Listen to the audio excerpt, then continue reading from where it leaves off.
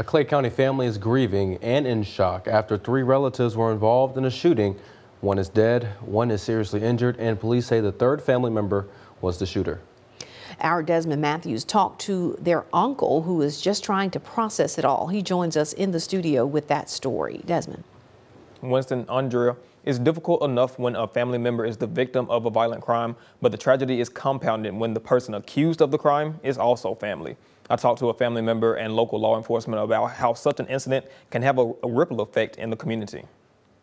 A Tuesday night shooting in Leflore County left 26-year-old DeMontre Ewing dead and 26-year-old Demarius Bush severely injured. Law enforcement believe the shooter is Ewing's cousin and Bush's brother, 22-year-old Edward Bush Jr. Demarius Bush is recovering at the University of Mississippi Medical Center in Jackson. While the shooting happened in Leflore County, the shock waves are being felt in West Point, where all the men grew up and still have family. We never thought we would experience something like this. We're all in shock. I mean, we never thought that we'll be dealing with situations like this. Me being in a law enforcement office, I never thought I had to deal with a situation like this close to the family. So we all know we're not exempt from something like this. Torres Calvert is the uncle of the Bush brothers. He says he was at home asleep when he got the news, but he went right to work to help get some answers for his family. They called me and asked me, what can I do?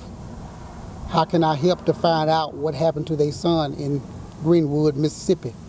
So I just started doing my resources, making phone calls, calling my dispatch here to find out how can I get in touch with the initial officer. Demarius is a basketball coach at Coffeyville High School. In a statement about the incident, Superintendent Dexter Green says, quote, "The Coffeyville School District family is praying for a speedy recovery for Coach Bush. Our prayers are also with his family, friends, students, and co-workers. He is an exceptional and outstanding young educator," unquote. The search continues for Edward Bush Jr., and law enforcement as well as the family hope they can get some answers and regain a sense of peace. Again, everybody's just kind of in shock because it is a family incident that took place. And again, you know, the first questions always come is why? You know, why did he do this?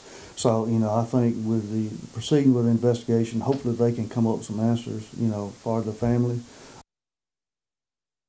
Torres Calvert says he and the rest of his family send their condolences to the Ewing family and are hopeful that Edward Bush Jr. is found soon.